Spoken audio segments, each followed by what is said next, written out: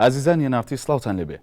یەکێک لەو ڕێکخراوە چەکداریانەی لە ماوەی دوایدا لە خۆرهڵاتی کوردستان دیار و بەرچاو بووە. پارتی ژیانی ئازادی کوردستانە. لەگەڵەوەی باز لە ڕۆڵ و کاریگەری ئەم ڕێکخراوە دەکرێت کۆمەڵێک ڕەخنەشی ڕوبەڕوو دەکرێتەوە. لەم بەرنامەیەدا میوانداری شەماڵ بەشیری بەرپرسی پەیوەندیەکانی دەرەوەی پژاکمان کردەوە بۆ وەڵامدانەوەی پرسیارەکانی ئێمە.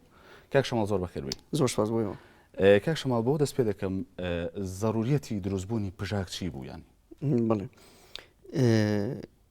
بە درێژایی ساڵانی 90 لە ڕۆژهەڵاتی کوردستان بۆشایەتێکی سیاسی هاتاراوە. ئەم بۆشایەتە سیاسی دەرەنجامی ئاگربەستی نێوان شەڕی ئێران و عێراق و کاریگەریەکانی ئەم پەیمانی ئاگربەستە لە نێوان ئێران و عێراق لەسەر بزوتنەوە سیاسەکانی ڕۆژهەڵاتی کوردستان بوو. لە دەرەنجامی ئەمەدا ئەو پشگیریانی کە هێزەکانی ڕۆژهەڵاتی کوردستان لە خاکی عێراق وەریان دەکرد و بوو گەورەترین پاڵەپەش بۆ شەڕیان لە دژی کۆماری ئیسلامی ئەمانە هەموو ڕاگیرە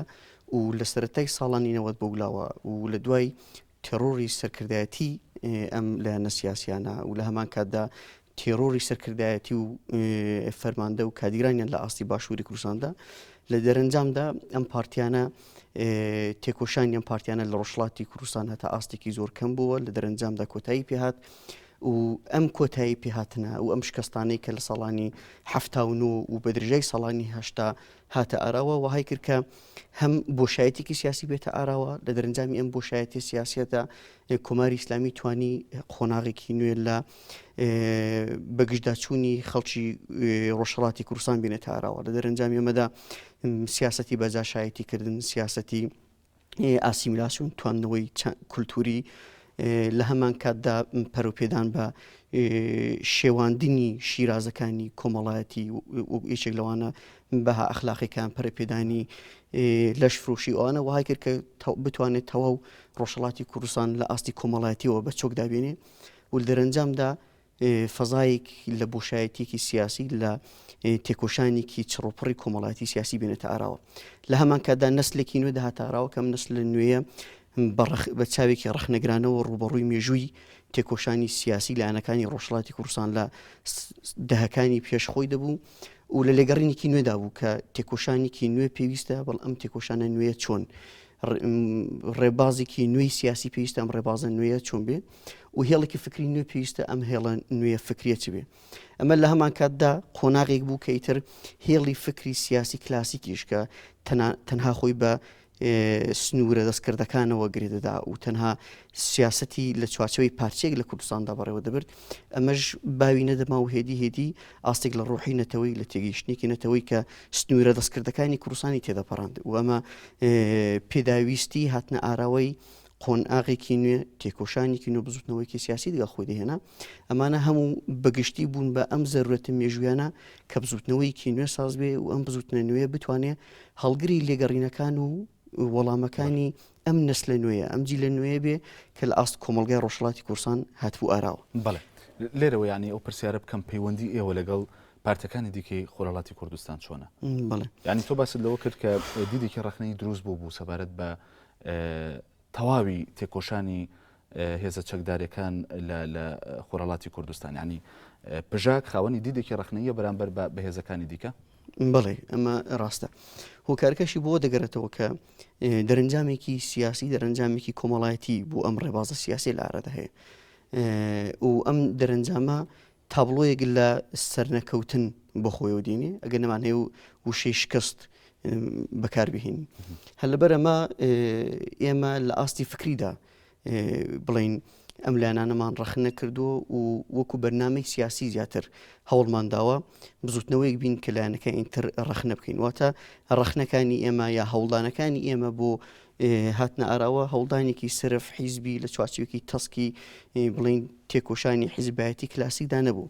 زیاتر هەڵگری فکرێکی نوێین و لە چوارچێوە فکرە نوێدا هەوڵمان داوە ئەم ژێرخانە فکریانی کە بوون بە هۆکاری ئەم بۆشایەتی سیاسی کە باسمان کرد ئەمانە ڕەخنە بکەین و ڕێبازێکی نوێی تێکۆشان پێویستە چۆن بێ ئەمە زیاتر بخینە ڕووە. بێگومان تایبەتمەندی ڕۆژهەڵاتی ناوڕاست بەگشتی لە ئاستی سیاسیدا هەمیشەوە بوو کە خاوەن تایبەتمەندێکی چەقپەستووی فکریە. ئەم دوگماتیزمە فکریە لە هەموو گۆڕەپانەکانی ئاینی کۆمەڵایەتی کولتوری و تەنانەت سیاسی و زانستیشەوە خۆی بەسەر ڕۆژهەڵاتی ناوەڕاستدا کێشاوە و ئەمەش خۆی لە خۆیدا ئەم قەیرانەی سیاسی ڕۆژهەڵاتی ناوەڕاستی هێناوەتارەوە. بڵین شەقامی سیاسی کورد بەگشتی و سیاسی کورد لە ڕۆژهەڵاتی کوردستانیش بەشێک لە ئەم ڕاستینی ڕۆژهەڵاتی ناوەڕاستە. هەر لەبەر ئەمەیە بە دەرکەوتنی فکرێکی نوێ و تێکۆشانێکی نوێ بە تایبەت لەلایەن جیلێکی نوێوە کە زۆربەیان گەنجەکانی ڕۆژهەڵاتی کوردستان بوون. ئەمە بوو بەهۆی ئەوەی کە یەکجێ لە بەرامبەر ئەمەدا کاردانەوە هەبێت و ئەم شتە نوێیە قبول نەکردێت. ئەمە هەر بۆ پەژاگوانە و لەسەر دەمانێت کاتێک کۆمەڵێک بزوتنەوەی تریش لە ڕۆژهەڵاتی کوردستان هاتە ئاراوە ئەم ناکۆکیە و ڕەتکردنەوەانە لارەدا هەبوو. کاتێک بڵین کۆمەڵە دامەزرا 30 ساڵ بوو بزوتنەوەی و حیزب دموکراتی کوردستانی ئێران لە ئارادا هەبوو. لەو کاتیشدا لە بەرامبەر سازبوونی کۆمەڵە حساسیت هاتە ئاراوە، تەنانەت ئاستی حساسیتەکان گەیشتە ئاستی شەڕی براکوژی و لایەنی ئەندام یەکتر شەیدکردن و لە دەرەنجامدا قەیرانێکی گەورەی سیاسی لێکەوتەوە. ئەمە هەمان سنەتی سیاسی، هەمان کولتوری سیاسی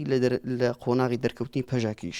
ڕوبەڕووی پەژاک بووە کە لە دەرەنجامدا هیندێک گرژی دەگەڵ خۆی هێنا. بەشە لێرە یانێک پرسیاری زۆر گرنگکەیەوەی کە تۆ خۆت باسیەوەت کرد ئەو وەخت کە کۆمەڵە دێت ڕەتکردنەوە دروستە بێ و دواتر براکوژی لێ دەکەوێتەوە. وەقسەیەکیە لەسەرەوە یعنی بەردەوام ناکۆچی هێزە سیاسەکان لە خۆرهەڵاتی کوردستان وای کردووە کە کورد نەتوانێت ئامانجێکی یەکگرتووی هەبێ و وەکو پێویست جێپێی خۆی دابنێ. ینی پژاک دەرکی بەمە نەکردووە کە بێبێت بە جۆرێک لە جۆرەکان ینی ئەم ناکۆچیە نەهێڵێت هەوڵباخۆی نزیک بکاتەوە لە پارتەکانی دیکە تەبای یەک دروست بکات لە ناو هێزەکانە بۆی ئەو ئامانجەی کە کورد هەیەی لە خۆرهەڵاتی کوردستان پێی بگات. ئەمڕۆ ویست و داخوازی و لێگەڕینێک لە شەقامی کوردیدا لە ئارادا هەیە بۆی کە لایەنە سیاسەکانی ڕۆژهەڵاتی کوردستان بتوان لاپەڕەیەکی نوێ و ئاستێکی نوێ لە پەیوەندی و تێکۆشان لە ڕۆژهەڵاتی کوردستان بێن ئاراوە. بەڵام لێرەدا گرنگە کە باز لێکشت بکەین هەبوونی ناکۆکی کێشە نییە. بێگومان کاتێک بزوتنەوەی جیاوازی سیاسی لە ئارادا هەنا پێویستە ناکۆکی فکری، ناکۆکی لە ڕێبازی سیاسی، بەڵام ناکۆکی ڕەتکردنەوە. بەڵێ ناکۆکی لە بەرنامەی سیاسیشدا لە ئارادا هەبێ. ئەو کاتەیە کە هەبوونی پارتێکی سیاسی واتا دەگرێت و ئەو کاتەشە کە بڵین فرەچەشتنی سیاسی دێتە ئاراوە و دەتوانین باز لە شەقامێکی زیندوی سیاسی بکەین. بەڵام ئەوەی کە لێرەدا پێویستە ڕەخنە بکرێت نە هەبوونی ناکۆکیانە بەڵکو نەبوونی عەقڵیەتی یەکتر قبولکردن دانبێکتردانان و لە کەشوهەوایەکی برایانە، کەشوهەوایەکی دموکراتیک، کەشوهەوایەکی یەکساندا دەگەڵ یەکتر تەعامولکردن و دەگەڵ یەکتر لەسەر کۆمەڵێک خاڵە نیشتمانی و نەتەوەیەکان کۆکبوونە. ئەمەیە کە پێویستە ڕەخنە بکرێت و ئەمە ئەگەر نەبوونی ئەمە و نەبوونی ئەم ناکۆکیە تەنها بخینە باڵ پەژاکەوە ئەوە غەدرێکی بڵم دەتوان بڵم غەدرێکە کە دەکردرێت. بە کورتی ئێستا ئێوە پەیوەندیتان لەگەڵ هێزەکانی دیکە چۆنە؟ ئێمە با ئەمە بۆ ئێوە و بینەرانی بەرنامەکەشتان باس بکەم. ساڵی 2004 کە یەکەمین کۆنگرەی پارتی ژیانی ئازادی کوردستان دەگیرێ لە ئەنجامی کۆنگرەدا بڕیار دەدرێت نامەیەک بۆ هەموو سەرکردایەتی حیزبەکانی ڕۆژهەڵاتی کوردستان بنێردرێ و داوای پەیوەندیەکی برایانە دەگەڵ ئەم لایەنانە بکردرێت. نامەی یەکەم وەڵام نەدراوە. دیسان لە دەرەنجامی کۆنگرەی دووهەم کە ساڵی 2006 دەگیرێ بڕیاری نامە دەدرێتەوە. دیسان 2005 ببوورە دیسان نامە دەرنێرێ. ئەم نامەیە دیسان بێ وەڵام دەبێنێتەوە. ساڵی 2007 بە شاهیدی خۆم هیندێک کەسایەتی ڕۆژهەڵاتی کوردستان کە لە ناو هەموو لایەنە سیاسەکاندا جێگای ڕێز و حورمەتن. ئێمە هەوڵماندا لە ڕێگای ئەوانەوە نامە بنووسین، نامە بەیەکی سەرکردە سیاسەکان بنێردرێت بۆی کە ئەم تەنگژیە، ئەم ناکۆکیە، ئەم بڵین قبول نەکردنی یەکترە کۆتایی پێبێن. ئەو کاتیش ئێمە نەمانتوانین ئەنجام وەربگرین و ئەم ڕەوتە هاتووە تا ڕۆژگاری ئەم ڕۆکانە ساڵی ڕابردووش دیسان دووسێ دەست پێشخەری جۆرا و جۆر لەلایەن کۆمەڵێک کەسایەتی سیاسی ڕۆشنبیری چ باشووری کوردستان چ ڕۆژهەڵاتی کوردستان دیسان هاتە ئاراوە. لە هەموو ئەم پرۆسانەدا لە هەموو ئەم دەست پێشخەریانەدا ئێمە وەکو پارتی ژیانی ئازادی کوردستان بە شاهیدی ئەم دەست پێشخەرانێکی کرداوە یەکێک لە ئەم لایەنانە بووین کە زیاترین ئامادەیمان تێدا بوو بۆ هەڵدانەوەی لاپەڕەیەکی نوێ لە پەیوەندی گەڵ لایەنەکانی ڕۆژهەڵاتی کوردستان. پژاک نیەتی لێک نزیکبوونەوەی هەیە لە پارتەکانی دیکە بەڵام ئەو پارتەکانی دیکەن کە نایانەوێ بێنە بەرەیەکی یەکگرتووە بێگومان بەم شێوازەیە چونکە بەداخەوە تێگەیشتنێکی بەم شێوازە هەیە. ئەم لایەنانە بەهۆی ئەم قەیرانە سیاسی ڕێخستنیانی کە تێدانە قەیرانە تەنزیمەکان کە تێدانە پێیان وایە نزیکبوونەوە لە پەژاک دەبێتە هۆی ئەوەی کە ئەوان زیاتر پەرتەوازە بن و نزیکبوونەوە لە پەژاک لە دەرەنجامدا دەبێتە هۆی کە پەژاک بێتە تاکە هێزی سیاسی گۆڕەپانی سیاسەتی ڕۆژهەڵاتی کوردستان کە ئەمە بخۆی تێگەیشتێکی سەخەتە ئێمە لەو بڕوای داین هیچ حیزبێک ناتوانێت جگای هیچ حیزبێکی تر بگرێتەوە هەر حیزبێک هەر بزوتنەوەیکی سیاسی هەر ئایدۆلۆژیایەک لە کۆمەلگادا بێگومان چۆن لە ڕابردوشدا هۆگری خۆی هەبوو لایەنگری خۆی هەبوو لە داهاتوشدا هۆگر و لایەنگری خۆی دەبێ و ئەم ترس و دڵڕاوکانە تەنها گوزارە لە هەبوونی قەیرانێکی سیاسی فکری دەکە دەناو شتێکی تر لە ئارادانێ بەڵێ کاک شەماڵ تەوەرێکی ترەوەی ینی قسەیەکی لەسەر پارتی ژیانی ئازادی کوردستان پژاک کە دروستکراوی پارتی کرێکارانی کوردستان پەکەکەیە تا چەندەم قسەی ڕاستە ئەمە لە قۆناغی دووهەمی دامەزراندنی پەژاکدامی داعای زۆر بڵاو بوو لە قۆناغی سەرەتایی دامەزراندنی پەژاکدا بە تایبەت لایەنەکانی ڕۆژهەڵاتی کوردستان ئەمی داعایان بڵاو کردەوە کە پەژاک سەر بە کۆماری ئیسلامی ئێرانە و سوپای پاسداران پەژاکی ساز کردەوە لە دوای بەرزبوونەوەی ئاستی تێکۆشانی پەژاک لە دوای ئەم شەهیدانەی کە لە ئەم ڕێبازەدا هاتنە ئاراوە و لە دواتر کە پەژاک خۆی ناو جەماوەری ڕۆژهەڵاتی کوردستاندا جێگە و پێگەی خۆی کردەوە ئەم ئیدعایە ئیترباوی نەما ئیدعای دووهەم کە پەژاک سەر بە پارتی کرێکارانی کوردستانە و پەکێکە ئەم بزوتنەوەی دامەزراندوو هاتوتارەوە ئەم ئیدعایە چەند ئاماجی سەرەکی لە پێش بوو یەکێک لە ئامانجە سەرەکانەوە بوو کە هەوڵ بدرێت پەژاک لە گۆڕەپانی سیاسەتی ناونەتەوەی گۆشەگیر بکرێت و خوێنەوەکان ئەو هەبوو مادام پارتی کرێکارانی کوردستان پارتێکی تیرۆریستە هەبوونی پەیوەندی گەڵ ئەم لایەنە یا هاوپەیمانیتی گەڵ ئەم لایەنە دەبێ ئۆتۆماتیک ئەم لایەنانەی تریش وەکو بخاتە خانەی تێڕۆریست بوونەوە هەر بۆیە لەم قۆناغەدا هەوڵدرا ئەمە وەکو بەڵگەیەک بکار بهێنرێت بۆ کە پەژاکەم لە ئاستی ناونەتەوەی لە پەیوەندی لەگەڵ وڵاتانی ئەوروپا و وڵاتانی دەروی ئەوروپادا هەوڵی ئەو بدەن کە پەژاک ئیزۆڵە بکەن و ئێرانیش هەوڵیدا ئەم هێڵە فکریە ئەم پرۆپاگاندەیە لە ڕێگای لۆبی تورک کە لە وڵاتانی ئەمریکا و ئەوروپا زۆر بەهێزن هەوڵیاندا ئەمانە بەکاربێنن کە بەداخەوە زۆر لایەنی کوردیش چ لە ئاستی باشووری کوردستان چ لە ئاستی ڕۆژهەڵاتی کوردستانیش بە زانابوون بێ یا بە نازانابوون بێ هەڵگری ئەم ئیدعایانە بوون بەڵێ بەزم قسەی عینلەوە دەکرێتەوە بە جۆرێک لە جۆرەکان نزیک نین لە ئایدۆلۆژیا و شێوازی ئیشکردنی پارتی کرێکارانی کوردستان بێگومان ئێمە وەکو پارتی ژیانی ئازادی کوردستان لە کۆمەڵی خاڵدا دەگەڵ پارتی کرێکارانی کوردستان خاڵی هاوبەشمانەیە ئێمە ئایدۆلۆژیای بەڕێز عەبدوڵڵا وەجەلان وەکو ئایدۆلۆژیای خۆمان قبوڵ دەکەین بەڕێز عەبدوڵڵا وەجەلان وەکو ڕێبەری فکری ئایدۆلۆژی خۆمان قبوڵە بەڵام و لە ئاستی استراتیژی نەتەوەییدا لە ئاستی بۆچی ئێوە ڕەتەکەنەوە کە ئێوە نزیکن لە پارتی کرێکارانی کوردستان یان جۆرێک لە جۆرەکان دروستکراوی پارتی کرێکارانی کوردستان ئەمە هیندێک جیاوازە نزیکایەتی و بەشێکبوون لە لایەنێک زۆر جیاوازی هەیە یعنی من تەماشا بکەن یەک نمونە دەمێ بۆ نمونە ئەگەر ئێوە کە ئەوە ڕەدەکەنەوە ینی ئەندامی پێشووی کوردناسیۆنی پژاک بڕیارگابەر بڵێ ئێستا ئەندامی کۆنسی سەرۆکایەتی کەجەکەی ینی ئەمە بۆ خۆی جۆرێک لە جۆرەکان گومان لەسەر بەخۆی ئێوە ناکات لەوەی کە سەر بە پارتی کرێکارانی کوردستان نەبن لێردا ئەو شتان بۆشی کەمەوە هەتا ئەمڕۆکانەش زۆر بزوتنەوەی سیاسی لە ئاستی کوردستان یا وڵاتانی تری جیهاندا هەنا ئەمانە خاوەن هەڵگری بۆ نمونە ئایدۆلۆژیای مارکسینە وێنەی مارکس لە مەخڕەکانیاندا هەڵاوەسراوە و هەڵگری ئەم ئایدۆلۆژیانەشە بەڵام هیچ شتێک ناتوانێت ئەمە بسەلمێنێ کە لەبەرەوەی کە ئەمانە مارکسینە بە هەمان دێتە بۆ واتایی کە سەر بە دەوڵەتی ئەڵمان بن یا سەر بە حیزبی کۆمونیستی ئەڵمانیا حیزبی کۆمونیستی رووسیا بن یا بزوتنەوەی یا پارتی سیاسی کەسکمان هەیە لە ئاستی ئەوروپادا سۆسیال دموکراتمان هەیە کە ئەمانە هەموو خاوەن هەمان ئایدۆلۆژیان و ڕێبەرە فکرەکانیشان هەمان ڕێبەرە فکرەکانن بەڵام لە وڵاتی جیاوازدا بە استراتیژی جیاواز بە سەرکردایەتی سربەخۆ خەریکی کار و خەبات و تێکۆشان بەڵام لە هەمان کاتدا لەسەر کۆمەڵی خاڵی هاوبەش دەتوانن دەگەڵێکتر هاوپەیمانیتان هەبێ یا لە ئاستی پاڵەمانی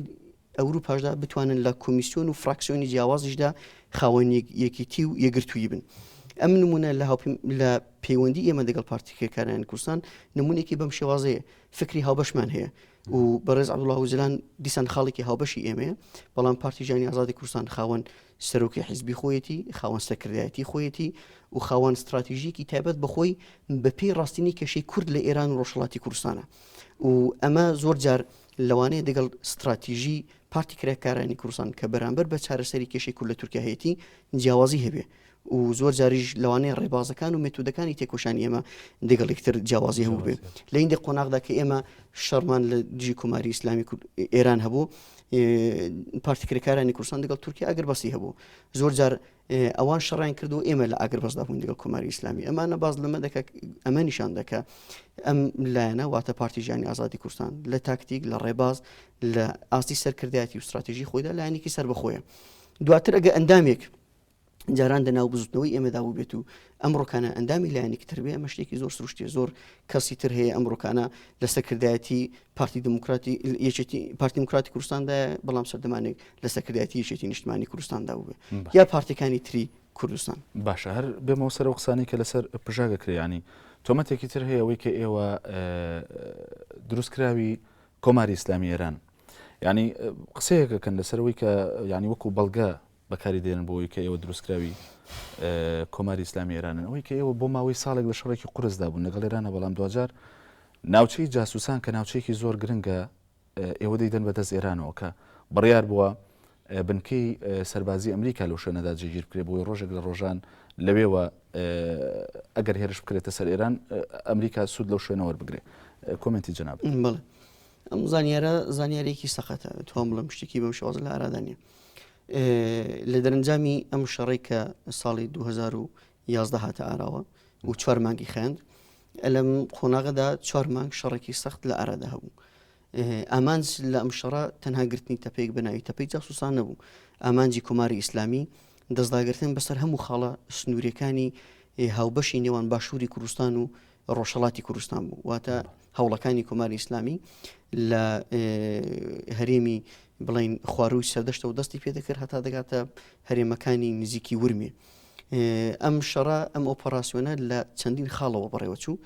لە هەموو خاڵەکاندا شکستی پێهات لە دوای 4 مانگ لە شەڕێکی سەختدا کۆمەڵێک لایەن بوون بە ناو بژیوان بۆ کۆتایی پێهێنان بەم شەڕە ئەم لایەنانێک کە بوون بە ناو بژیوان سەرەتا بەڕێز جەلال تاڵبانی سەرۆکۆماری عێراق لە هەمانکەدا سەرۆکایەتی حکوومەتی هەرێمی باشووری کوردستان و هەرێمی کوردستان وەکو بەڕێز مەسعود بارزانی و نێچیروان بارزانی ئەمانە هەموو لایەنەکانی بەشدار بوون لە کۆتایی پێهێنان شەڕ و هێنانە ئاراوەی ئاگربەستێکدا و لە ئەم ترافیکە دیپلۆماتیکە بۆ کۆتایی پێهێنان بە شەڕ و هێنانە ئاراوەی ئاگربەستێکدا کۆمەڵێک لایانی تری ناونەتەوەی شەبوون کە هەبوونی ئەم شەڕەیان پێتە هەموو نەدەکردرا و بەردەوامی ئەم شەڕەش نەیدەتوانی دەرەنجامی باشی نەبوو ئاستی باشووری کوردستان هەبێ و نەدەیتوانی لە هەمان کاتدا بۆ ئێمە ژەکو پارتی ژیانی ئازادی کوردستان خاوەن گرنگیکی هەبێ ئێمە لە هەرێمەکانی بڵین داڵاهۆ شاهۆ کە زیاتر لە 600 کیلومتر لە هەرێمەکانی قەندیلەوە دوورن و دەگاتە خاڵی هەری باشووری ڕۆژهەڵاتی کوردستانەوە هێزی پەژاک جێگیرە هەتا دەگاتە هەرێمەکانی هەورامان هەرێمەکانی موکریان و هەموو هەرێمەکانی بڵین ئەیالەتی ورمێ کە بە هەرێمەکانی کە لە ڕەش بەناوبانگە ئەو هەموو هەرێمە لە بن دەستی هەتا ئێستاکانش پەژاکدایە و هێزەکانی پەژاک لەم شوێناندا کار دەکەن چ لە ئاستی ئەسکەریدا و بێت چ لە ئاستی تەنزیمی و ڕێخستنیدا و بێت هەموو ئەو هەرێمانە نەدیتن و تەنها تەپەی جاسوسان بینین و تەپەی جاسوسان وەکو ئارگومانێک بەکارهێنان ئەمە دەبێتە ئارگومانێکی هندێک بۆ پێی کە شوێنێکی ینی چۆن بڵێ استراتیژیە ینی منتقەیەکی گرنگە ئەو بۆ ئێمە شوێنێکی استراتیژی نیە ئەمە هێزێکی گەریلاین هێزێکی گەریلایی ینی بۆ ئێران ئەگەر بنکەیەکی سەربازی لەوێدا جێگیر بکە ڕەنگە گرنگ بێ دەتوانێت بۆ کۆماری ئیسلامی گرنگ بێ بەڵام ئێمە بەپی ئەمە ئیش دەکەین کە وەکو بزوتنەوەیەکی سیاسی بزوتنەوەیکی لە هەمان کاتدا گەریلایی بۆ ئێمە چۆ گرنگە بۆ ئێمە جوغرافیا زۆر زۆر گرنگی نییە چونکە ئێمە شەڕی جەپەی ناکەین ڕێبازی تێکۆشانی ئێمە ڕێبازی شەڕی چەکداریش نییە و لەبەر ئەمانە کۆمەڵێک فاکتۆرن کە بۆ ئێمە ئەگە بزانین هندێک شوێن دەتوانێت دەستکەوتی سیاسی تێدا هەبێت دەتوانێت لە ئاستی ناونەتەوەی لە ئاستی هەرێمیدا کاردانەوەی ئەرێنی پۆزیتیڤی لێ بکەوێتەوە ئەوە ئێمە حرکەتێک نیمان هەوێت لە چوارچێوەی گرتنی تەپەیەک داهاتووی سیاسی مەسلەی کورد قوربانی تەپەیەک بکەین یا قوربانی تەپەیەک نەکەین و هەرێمەش هندێک مبالغەی تێدا کراوە هندێک زیاد گەورە کراوەتەوە جاسوسان وانە هەتا ئێستاکانش جاسوسان کۆماری ئیسلامی نەیتوانی و ساڵێکی تاو لە جاسوساندا جێگیر بێ ئەم کەسانی کە شارەزای جوگرافیایی ئەم هەرێمن بە باشی شارەزان کە لە ساڵێدا لەوانەیە زیاتر لە 5 مانگ 6 مانگ نتوانین لێدا جێگیر بێ چون هەرێمێکی سەختی چیایە و یەکەمی ساڵ کە کۆماری ئیسلامی تەپەی جاسوسانی گر زیاتر لە 21 عسکەری ئێرانی لە تەپەی جاسوساندا لە سەرماندا ڕقەڵاتن ئەمە تەنها لە ماوەیەکی کەمی ساڵدا دەتوانێت کاریگەر هەیە بۆ کوماری ئیسلامی لەوە زیاتر کاریگەری نییە و بە هیچ شێوازی توانێت و کاریگەری لەسەر ئاستی خەبات و تێکۆشانی ئێمە ژوەکو پارتیژانی ئازادی کوردستان دابنێ. بەڵێ کاک شەماڵ پێشتر باسمان لەوە کرد کە وتت پژاک نیەتێکی هەیە بۆ ئەوەی نزیک بێ لە پارتەکانی دیکە، بەڵام جاروبار حاجی ئەحمەدی کە لە دیمانە تەلەڤیزیۆنەکانە دەردەکەوێت وشەیەک بەکاردێنێت کە پارتەکانی دیکە پێی قەڵسن و گلەییان کردووە، تەنانەت لای سەرکردایەتی پەکەکە ینی گلەییان کردووە، ئەوەی کە وشەیەک بەکاردێنێ بۆ پارتەکانی دیکە پێیان دەڵێت جیرەخۆری واتە موچەخۆر، یعنی ئێمە وای نەکردووە کاریگەری دانێ لەسەر پەیوەندەکانی ئەوە لەگەڵ پارتەکانی دیکە. بەڕێز عەبدوڕەحمانی حاجی ئەحمەدی سەرۆکی پارتیمان زۆر جار بە خۆی وەڵامی ئەم ڕەخنانی داوەتەوە. منیش ئێستاکە لێرەوە بەشی لە قسەکانی دووبارە دەکەمەوە. پەژاک قەت ئامانجی ئەمە نەبوو کە خۆی بخاتە ئاستێک لە نیقاشێک کە هەڵگری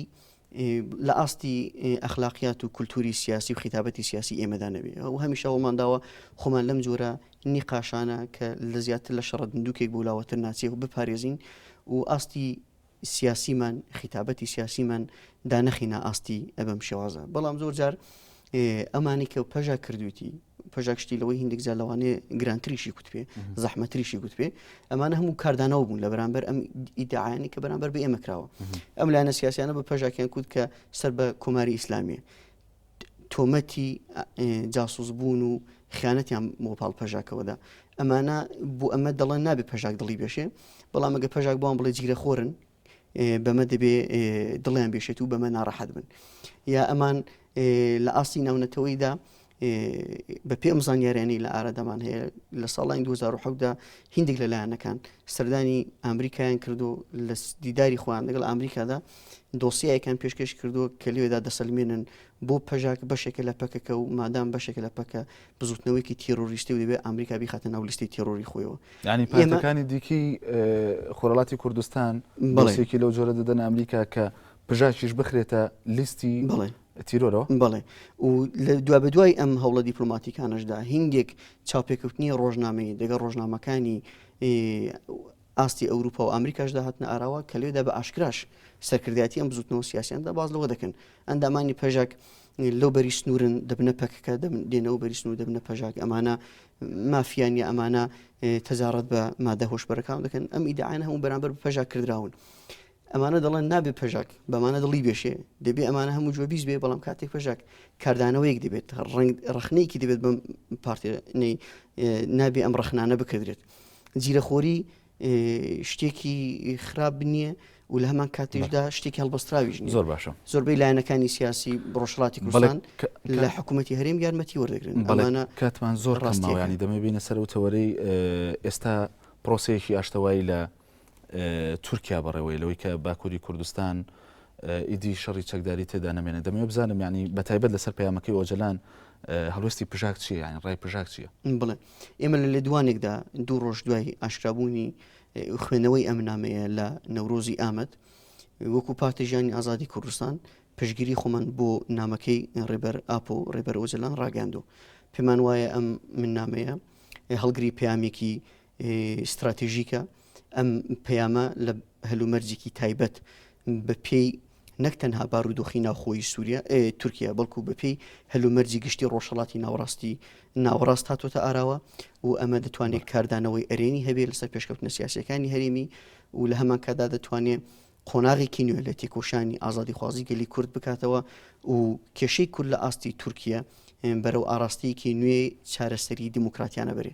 هەر بۆ ئێمە پشگیری لە منامەیەمان کردو. قسەیەکی لەسەرەوەی کە ئەگەر پەکەکە چەکدا بنەوێدی کۆتایی بە خەباتی چەکداری بێنێ پژاکیش لە خۆرهەڵاتی کوردستان کۆتایی بە چالاکیەکانی دێنێ.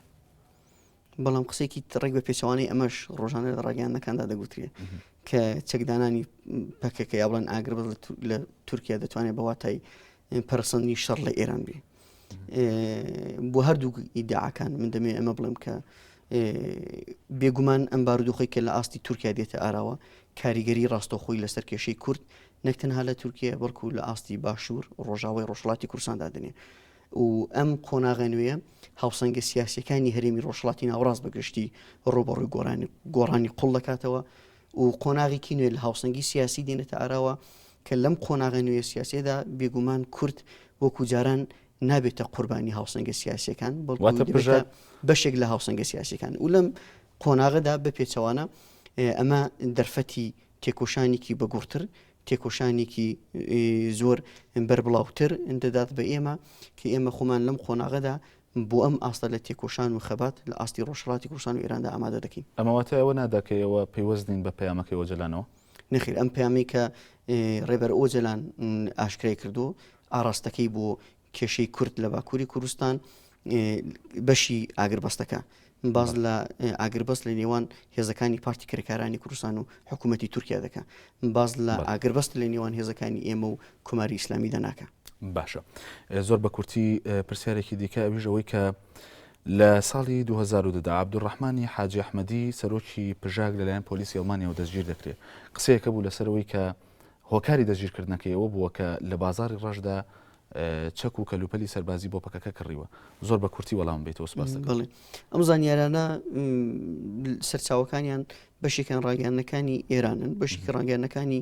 تورکیانە.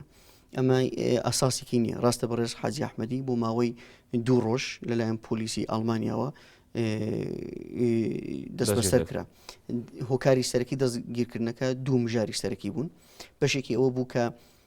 پۆلیسی ئەڵمانیا کۆمەڵێک بەڵگەی بۆ دەستکەوت بوو کە هیندێک گروپی مافیایی لە ئاستی ئەڵمانیا هەن کە کۆماری ئیسلامی ئێران لە ڕێگەی ئەوانەوە بەرنامەی پیلانی داڕشتۆ بۆ تیرۆکردنی بەڕێز حاجی ئەحمەدی بۆ ئەوە هەوڵیەوە دەدرا کە ئەم بارودۆخە تاوتۆ بکرێت و ئەمنێتی ئەوان مسۆگەر بکرێت. بەشێکی تریشی هەوڵەکانی تورکیا بوو لە چوارچەوەی کە پەژاک بەشێکە لە پەکەکە و پێویستە چالاکیەکانی بنبەست بکرێت و لە ئەڵمانیاوانە بۆ ئەوەش کۆناغێک لە لێپرسینەوە هاتە ئاراوە کە لە دەرەنجامدا ئەمانە هەموو پوچەڵ بووە و بەڕێز حاجی ئەحمەد دوای 2 ڕۆژ پەیوەندی پژاک و ئیسرائیل و ئەمریکا چۆنە؟ بڵێ پەژاک بزوتنەوەیکی سیاسی جددی لە ئاستی نەکتەنها ئێران ڕۆژهەڵاتی کوردستاندا بەڵکو لە ئاستی ڕۆژهەڵاتی ناوەڕاستدایە و ئەمە وا دەکا کە پەژاک بتوانێت خاوەن کۆمەڵک دەرفەت و دەرەتانی دیپلۆماتیک لە ئاستی هەرێمی ناونەتەوەی بێت. زۆر نزیکن لە ئیسرائیلەوە. ئەم ئیدعایانە هەیە بەڵام ئیدعای بە پێچەوانش لە ئارادا هەنا. ئێمە پەیوەندیمان هەوڵمان داوە